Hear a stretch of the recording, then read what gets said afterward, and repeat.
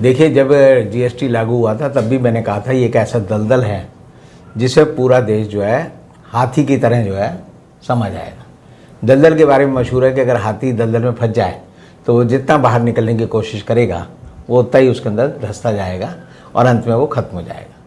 तो मोदी जी ने बड़ी ताकत और बड़ी मेहनत और बड़ी अकल लगाकर 15 अगस्त 2017 को जो जीएसटी नाम का एक दैत्य हिंदुस्तान को दिया, वो दैत्य अब जो है पूरे देश को धीरे धीरे अजगर की तरह निकल रहा है। अब आप देखिए कि जीएसटी में अभी सावन के पहले सोमवार को ही भगवान भोले शंकर को हिंदू लोग जो है दूध चढ़ाते हैं, उनका अभिषेक करते हैं। और उसी दिन मोदी जी ने कहा कि भगवान शंकर के अभिषेक में भी जीएसटी ली जा सकती है।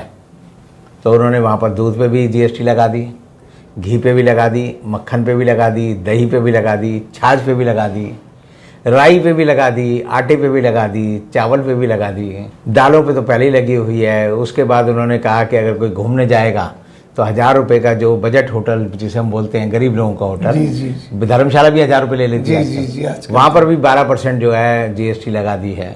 फिर उन्होंने कहा बीमार होगा तो अस्पताल जाएगा तो अस्पताल के बेड पे भी 18% जो है जीएसटी लगा दी है। इसी तरह आप देखेंगे कि बच्चों को लिखने पढ़ने का शौक़ होता है तो बच्चों की किताबों पे जीएसटी 12% है। आज के दिन जो है अगर आप बच्चा जो है कॉपी लेने जाएगा, कलर लेने जाएगा, प्रकार लेने जाएगा, कुछ भी लेने जाएगा, उस पर भी जो है 12% जीएसटी मोदी जी ने लगा दी है। तो एक तरह से जीएसटी सिर्फ एक चीज़ पे नहीं है, वो आपके हगने पे नहीं है, मूतने पे नहीं है, उसके अलावा आपके खाने की हर चीज़ पे जीएसटी लगी हुई है। और जीएसटी लगाते हुए सरकार को जरा भी शर्म नहीं आई कि गरीब खाएगा क्या, गरीब आदमी खाएगा क्या, गरीब आदमी रहेगा कैसे, गरीब आदमी जिंदा कैसे रहेगा। एक तरह से सरकार का षड्यंत्र है कि लोग जो है, मैं हमेशा पहले भी बोलता हूँ, कई लोग मुझसे पूछते भी हैं कि आप कहते हो सांडे का एक वो होता है जानवर, तो सांडा होता क्या है?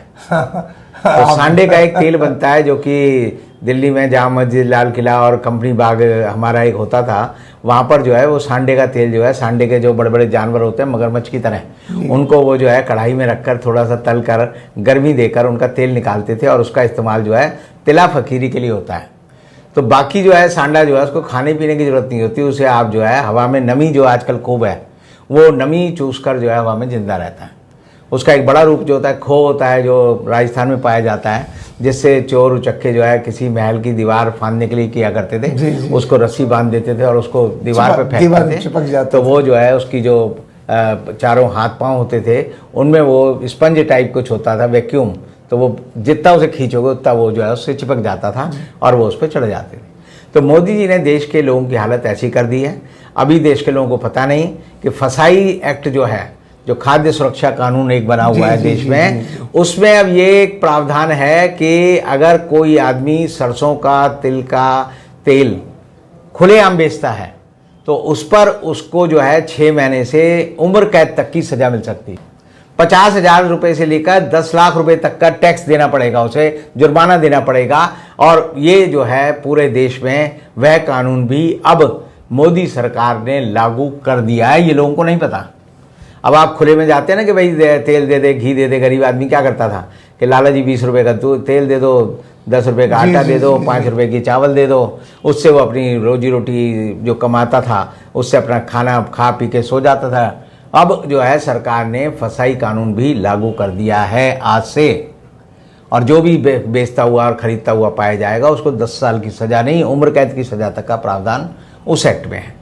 एक तीसरा एक्ट और अभी मोदी सरकार ने कल से ही लागू कर दिया 18 तारीख से, जो लोगों को नहीं पता, वो ये है कि अगर आप 2 लाख रुपए से ज़्यादा का लेन देन कैश में करोगे, चाहे अपने रिश्तेदार से ही कर लो, अपनी पति पत्नी को दे दे पैसे 2 लाख, तो उसका जुर्माना भी 2 लाख रुपये आप पे लगेगा। ये लोगों को नहीं पता, ये नया कानून बना दिया है। और सरकार ने ये कर दिया है कि वित्तीय लेन देनों की अब हर चीज़ की जानकारी सरकार को आपको देनी पड़ेगी। अगर आपने 10,000 रुपये भी खर्च किए, 5,000 भी खर्च किए हैं, तो मोदी सरकार ने ये कानून लागू कर दिया है। और उसमें ये है प्रावधान कि जितने का आपने लेन देन किया है उतना ही जुर्माना सरकार आपसे वसूलेगी। यानी मैंने आपको 2 लाख रुपए दिए तो 2 लाख रुपए तो आपके वाले वसूल लेगी और 2 लाख रुपए का जुर्माना मुझसे वसूल लेगी और 4 लाख रुपए सरकार को मिलेंगे। तो अब ये सरकार चाहती क्या है कि लोग किस तरह रहें, लोगों को इस बारे में सोचना पड़ेगा। अभी तक जो लोग बड़े खुश थे मोदी सरकार से, और मोदी जी का नारा भी था कि बहुत हुई महंगाई की मार, अब की बार मोदी सरकार, तो अब के बार जो मोदी सरकार, देश में मच गया हाहाकार। अब समझ आ रहा है कि जीएसटी नाम का दावानल जो है उनके देश में किस तरह जंगल की आग की तरह बढ़ता जा रहा है। और लोगों को समझ आने के लिए ही मोदी सरकार जो है अब इस समय जो है लूलू माल का बात करेगी, कभी ऐसी बात करेगी कि भाई कांवर वाले आ रहे हैं तो उनके ऊपर फूल बरसाओ, बाहरों मेरा महबूब आया है, ठीक है ना, वो गाना आता था एक सूरज फिल्म का जो शादी के वक्त पे बजता था, और वो डीजे वालों के लिए बजाया जा रहा है, उनके ऊपर पानी का छिड़काव किया जा रहा है। लेकिन इन सब बातों के बावजूद असलियत ये है कि जो आदमी कांवर लेने गया है उसको तो हो सकता है 2-4 दिन खाना मिले, लेकिन घर पे उसकी बीवी, बच्चे, माँ बाप सब भूखे मर जाएंगे, जानवरों को खाना नहीं मिलेगा। और ऐसी हालत में देश जो है मोदी जी की सरकार का जो जीएसटी का जो एक ऑक्टोपस है वो देश को धीरे धीरे खा रहा है, और थोड़े दिन बाद देश के पास जो है कुछ नहीं बचेगा। और यही वजह है कि अब जो है निर्मला सीतारमण को भी मानना पड़ा कि हमारा विदेशी मुद्रा भंडार जो है घट गया है। अब वो जो है 580 बिलियन US डॉलर रह गया है, जो कि चंद दिन पहले ही 621 बिलियन US डॉलर था। हमारा जो फॉरेक्स रिजर्व है, हमारा जो गोल्ड रिजर्व है देश का, वो भी बेच खाया सरकार ने। अब सरकार पे गोल्ड रिजर्व नहीं है। डॉलर 80 रुपये, कल सरकार ने खुद माना संसद में कि डॉलर अब 80 रुपये का जो साइकोलॉजिकल लेवल है उसे पार कर चुका है। और अब डॉलर में कह सकता हूं कि अगले महीने जो है 90 रुपये बड़े आराम से पहुंच जाएगा। अगस्त में जब झंडा फहराया जाएगा तो डॉलर जो है 90 रुपये मिलेगा, और जो रुपया है वो अपनी जो है आत्मा को ढूंढ रहा होगा कि मैं कहाँ हूँ।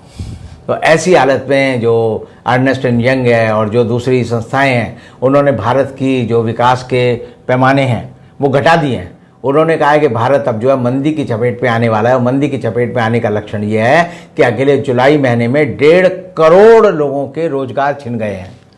1.5 करोड़ लोगों के रोजगार एक महीने में छिनने का मतलब है कि 1.5 करोड़ परिवार जो है पूरी तरह से नेस्त नाबूद हो गए हैं। और देश जो है कहाँ जा रहा है, पतन के गर्त में जा रहा है। लेकिन देश की सरकार जो है सिर्फ 2 संस्थाओं के भरोसे आज भी बड़ी शान आन बान से जो है बैठी हुई है। वो ईडी है, सीबीआई है, एनआईए है, इनकम टैक्स है, और उनका डर दिखाकर वो देश की राजनीति को खत्म कर रहे हैं कि जो बोलेगा उसे हम जो है बंद कर देंगे। और अभी हमने देखा होगा, सबने देखा कि मोहम्मद जुबैर, जिनको की एक ट्वीट के कारण जो है बंद कर दिया गया, उसमें सुप्रीम कोर्ट के न्यायाधीश, आप देखिए DY चंचूड़ को कहना पड़ा कि ये बड़ी अजीब घोलमाल है कि जैसे ही इसको जमानत मिलती है तुरंत उसी बात पे एक FIR दर्ज हो जाती है। तो ये देश जो है इस समय डंडे के बल पर, सरकार जो है डंडे के बल पर, सरकार जो है लोगों को जेल भेजने का डर दिखाकर, सरकार ईडी का डर दिखाकर, सरकार जो है सीबीआई का डर दिखाकर, सरकार जो है एक तरह से देश को पूरी तरह से पुलिस राज और तानाशाह तंत्र में बदल दिया गया है। आज के समय में भारत नाम का देश, अगर हम 15 अगस्त को झंडा फहराएंगे और गर्व से कहेंगे हम आज़ाद हैं, तो आप समझ लीजिए आप आज़ाद नहीं हैं, आप गुलाम हो चुके हैं। हर तरह से आप गुलाम हैं। आपके पास ना बोलने की ताकत है, ना खाने की ताकत है, ना पीने की ताकत है, ना जिंदा रहने की ताकत है। हम सब एक 140 करोड़ लोगों के मुर्दा देश में बदल चुके हैं, जिनमें चंद लोग हैं, जिसमें अडानी हैं, अंबानी हैं, उनके पास पैसा है, अकूत पैसा जिन लोगों पे है। और जिन लोगों ने पैसा कमाया है, सरकार ने खुद माना है कि 3 साल में 4 लाख लोग हिंदुस्तान छोड़कर विदेशी नागरिकता ले चुके हैं। और विदेशी नागरिकता फ्री में नहीं मिलती, वो कहते हैं इट्स ए पेड सिटीजनशिप। आप जैसे कनाडा जाना है तो आप 5 करोड़ रुपए दिखाइए, अमेरिका जाना है 10 करोड़ रुपए खर्च करिए। इस तरह जो है आप समझिए, अगर 4 लाख लोग गए हैं तो समझ लीजिए कि 20 लाख करोड़ रुपया इस देश का विदेश की सरकारों पर जा चुका है। और वो सब इस सरकार के निकम्मेपन, गलत आर्थिक नीति और हम लोगों के और आपके चुप रहने की वजह से हुआ है। और उसके लिए हम सब जिम्मेदार हैं कि देश को हमने एक गुलाम देश में क्यों बदल दिया। इसका सवाल का जवाब हमें अपने दिल में झांक कर पूछना होगा। बहुत बहुत शुक्रिया आपका।